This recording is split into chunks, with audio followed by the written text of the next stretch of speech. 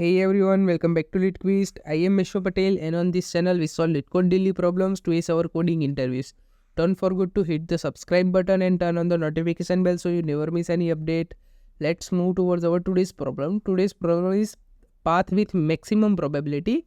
So you are given an undirected weighted graph of n nodes represented by an edge list where edges I equals to AB is an undirected edge connecting the nodes A and B with a probability of success of traversing that edges such prob I.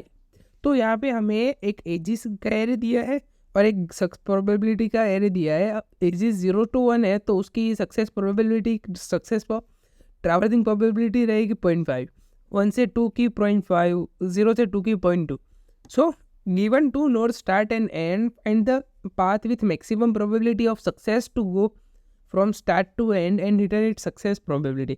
तो यहाँ पे हमें start और and के दो nodes दिए, तो हमें स्टार्ट टू एंड तक जाने के लिए सक्सेस प्रोबेबिलिटी रिटर्न करवानी हो मैक्सिमम, वो मैक्सिमम वाला पाथ यहाँ से रिटर्न करवाना है हमें. तो यहाँ पे कैसे मैक्सिमम होगी? So here is our example. तो हमें क्या दिया है कि हमें एक नोड दी हुई है, तीनों नोड दी हुई है और स्टार्ट और एंड इंडेक्स दी हुई है. तो यहाँ पे हमें 0 से स्टार्ट लेके 2 पर जाना है और मैक्सिमम प्रोबेबिलिटी हो वैसे जाना है. तो हम यहाँ पे दिक्सरा का यूज़ करने वाले हैं. हम दिक्सरा कैसे यूज़ करेंगे कि हम जब भी कोई भी ऐसे कुछ फाइंड करना हो, जैसे कोई स्टार्टिंग नोड दी हुई हो और कोई एंड नोड पे जाने के लिए मिनिमम डिस्टेंस फाइंड करना हो या ऐसा कुछ हो, तो हम दिक्सरा का यूज़ करते हैं. तो यहाँ पर भी हम दिक्सरा का यूज़ कर सकते हैं. कैसे? तो यहाँ पे हमें स्टार्ट से एंड तक 0 से 2 तक जाना है पर मैक्सिमम के साथ जा रहा है. तो हम जो यहाँ पे दिक्सरा के अंदर इन्फाइनाइट स्टोर करवाते हैं इनिशियली मैक्सिमम, यहाँ पर हम इनिशियली मिनिमम स्टोर करवाएंगे. अब प्रोबेबिलिटी के अंदर तो मिनिमम क्या रहेगा? तो 0. तो यहाँ पे सभी वैल्यूज़ के अंदर 0 ले लेंगे.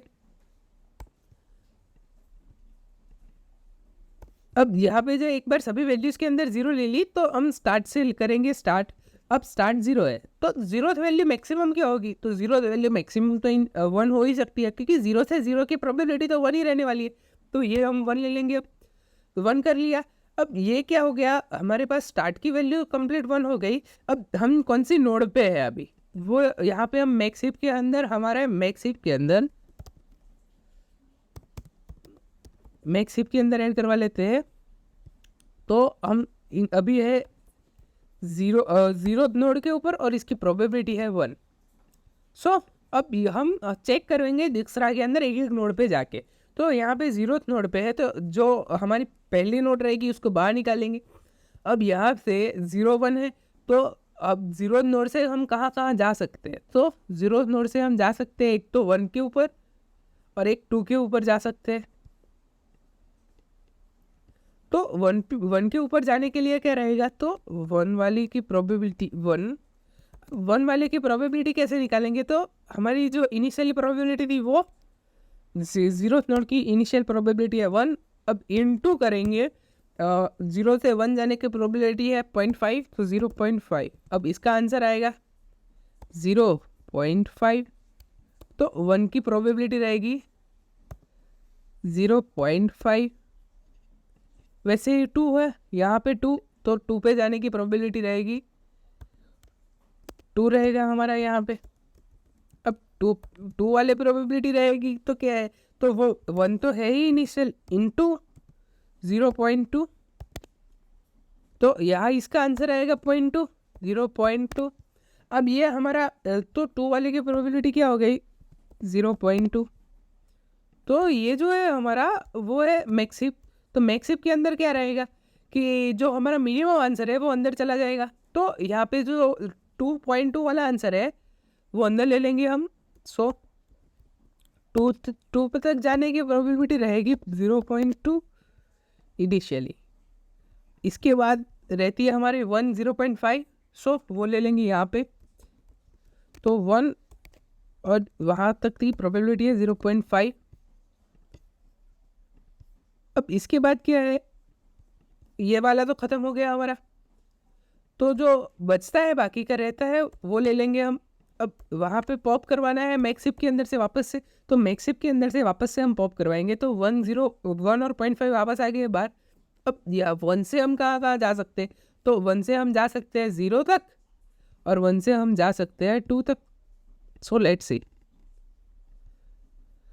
अब यहाँ की इसकी प्रोबेबिलिटी, सॉरी ये अपडेट करना रहेगा. तो 1 की मैक्स प्रोबेबिलिटी क्या है? 0 से तो 0.5 बड़ा ही है, तो 0.5 हो जाएगा. और यहाँ की प्रोबेबिलिटी क्या है? तो 0.2, 0 से तो बड़ा ही रहने वाला है, तो 0.2 इसकी हो जाएगी. अब 1 और 0.5 है, तो 1 से लेके 0 और 2 तक जा सकते हैं, तो यहाँ पे ले लेंगे 0. अब इसकी प्रोबेबिलिटी तो क्या है? तो 1 है ही ऑलरेडी.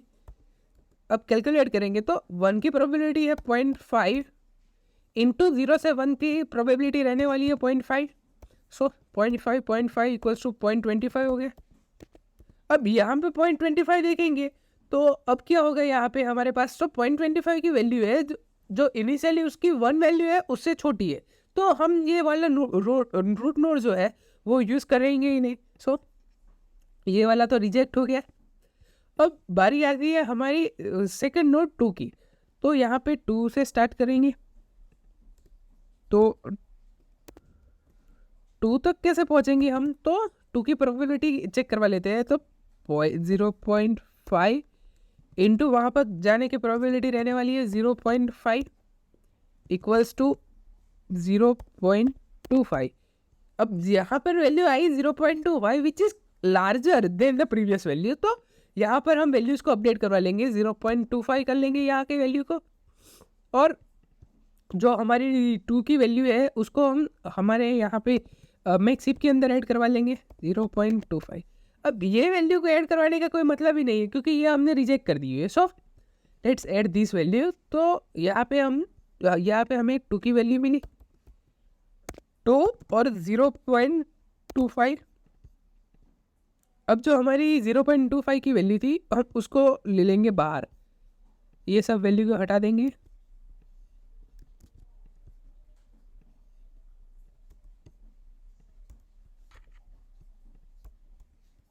अब 2 से हम कहाँ जा सकते हैं? तो 0 और 1 वो सभी नोड को हम घूम के ही आए हैं. सो हमारे यहाँ पे मैक्सिमम प्रोबेबिलिटी 0 स्टार्ट से एंड 2 तक जाने की मैक्सिमम प्रोबेबिलिटी रहने वाली है 0.25.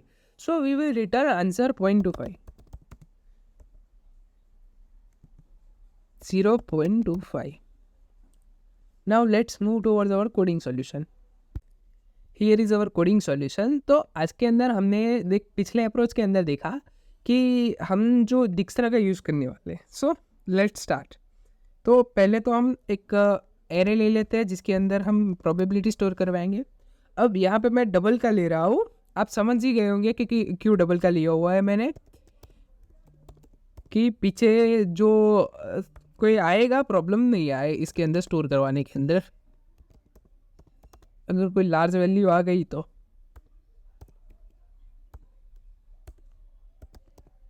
अब मैक्स प्रॉप भी जो है, अब मैक्स प्रॉप इनिशियली सबकी मैक्स प्रॉप का एरे ले लिया. अब यहाँ पे हमने क्या किया था? जो स्टार्ट नोड थी हमारी, सो स्टार्ट अंडरस्कोर नोड थी, इसकी वैल्यू को हमने 1 करवाया हुआ था पहले ही. सो 1.0 ये रहेगी. अब बारी आती है हमारे दिक्सरा एल्गोरिदम की. तो दिक्सरा के लिए हम 2 फॉर लूप ले लेंगे. For int I is equals to 0 से लेके आई लेस देन n-1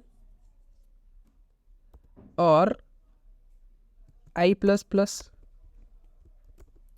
दूसरा फॉर लूप हम ले लेंगे for int j is equals to 0 से लेके j लेस देन, अब j की वैल्यू को कहाँ तक चेक करवाना है? तो एजिस डॉट लेंथ तक. सो एजिस डॉट लेंथ और j प्लस प्लस करवा लेंगे यहाँ पे. अब हम क्या करवाएंगे? तो पहले तो 2 वर्टेसेस ले लेते हैं. Int u equals to edges की j थी 0th वैल्यू. अब एजिस तो 0 और 1 वो दो, वहाँ पे तो 2 ही वैल्यू रहने वाली है. So int v is equals to edges की जे की फर्स्ट वैल्यू। अब बारी आती है प्रोबेबिलिटी की। तो डबल की प्रोबेबिलिटी हम यहाँ पे प्रोबेबिलिटी ले ले है, तो प्रोबेबिलिटी इक्वल्स टू, पहले तो हम ले लेते हैं सक्सेस प्रोब के अंदर जो है प्रोबेबिलिटी। सो सक्सेस प्रोब की चीज प्रोबेबिलिटी ले ली। अब हमारे पास प्रोब के अंदर प्रोबेबिलिटी है जो दोनों एजेस के बीच की प्रोबेबिलिटी रहने वाली है। अब हम चेक करवाएंगे कि अगर प्रोबेबिलिटी मैक्स प्रोबेबिलिटी हमारी है max prob of U into current probe से बड़ी है, तो अब किससे चेक करवाएंगे कि मैक्स प्रोबेबिलिटी ऑफ वी से बड़ी है। So max prob of V से बड़ी है, तो क्या करवाएंगे कि हम मैक्स प्रोब ऑफ वी है equals to max prob of U into prob करवा देंगे। अब यहाँ क्या हुआ, तो हमने चेक करवाया कि जो वी वर्टाइजेस है उसकी प्रोबेबिलिटी से max probability of U vertices into success probability बड़ी है, तो मैक्स प्रोबेबिलिटी वी के अंदर हम वो स्टोर करवा देंगे। जो हम यहाँ पे करवा रहे थे ना कि ये दोनों का 0 से 1 का जो मल्टीप्लिकेशन करवा के जो हमारा वी आंसर आया वो हम यहाँ पे वी पे स्टोर करवा रहे थे ना, वही हमने यहाँ पे करवाया। अब एक बार वी से ले ली सबकी प्रोबेबिलिटी, अब एक दूसरी प्रोबेबिलिटी यू से चेक कर लेते हैं। So if max probability of V into prob is greater than max prob of U, तो सेम जो ऊपर किया वही यहाँ पे भी करना है हमारे। So let's copy paste it.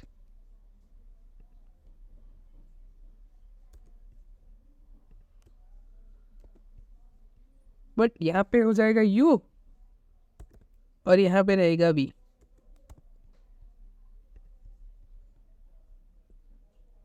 और जो हमारी मैक्सिमम प्रोबेबिलिटी है हम उसको रिटर्न करवा देंगे। So return max prob of end node की प्रोबेबिलिटी रिटर्न करवानी है। सो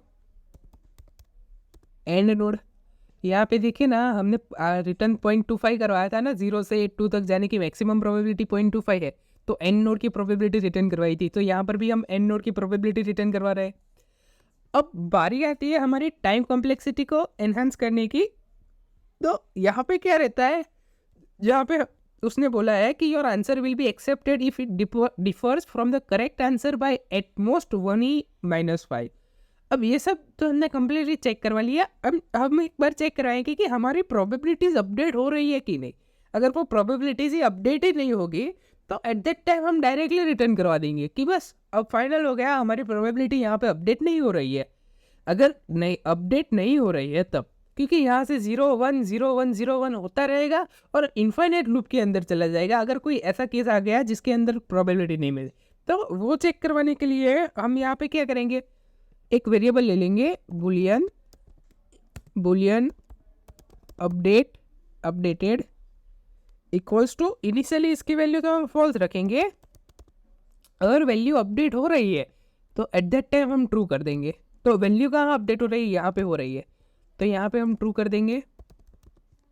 और एक और कहाँ यहाँ हो रही है, सो यहाँ पर भी हम एक अपडेट कर देंगे। सो यहाँ पे हमारा कोडिंग सॉल्यूशन खत्म हुआ। Now let's run it.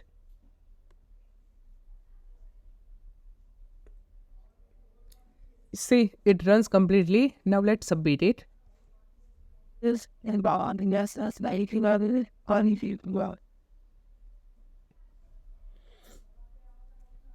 Yeah, it submits completely.